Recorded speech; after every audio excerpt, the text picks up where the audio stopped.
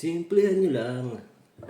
Mga kasimple, magluluto tayo ng balon-balunan, tsaka atay. Ayan. Mag-adobo tayo ng atay at balon-balunan. Okay, let's go. Mag-gayat na tayo ng sibuyas.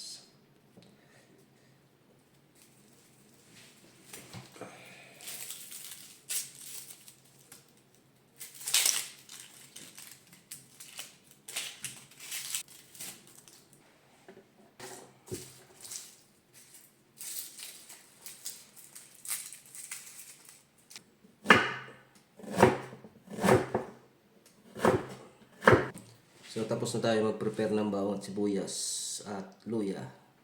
Hugasan naman natin yung atay at balunan. Okay, let's go.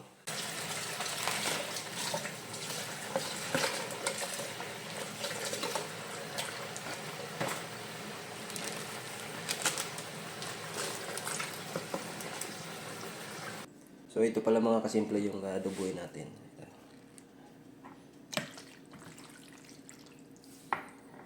Magigisa na tayo mga kasimple para ma-adobo natin yung atay at balon-balunan.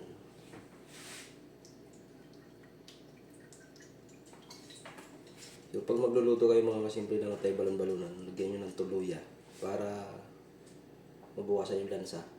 Yan. Goods.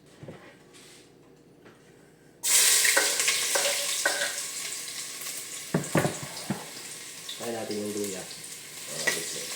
Yung natin yung bawang sibuyas.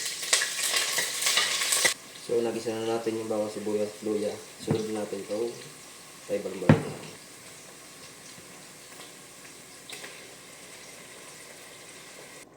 Paminta mga kasimple.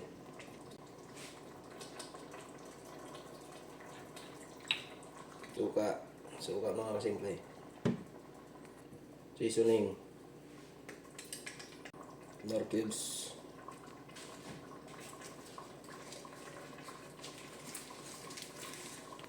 Siyempre lalagyan natin ang asukal mga kasimple kasi ito yung pang-timpla talaga. Para maghahalo yung alat tsaka tamis. Goods. So ito na nga mga kasimple at luto na yung atay balon-balunan. Okay, papakita ko sa inyo. 1, 2, 3.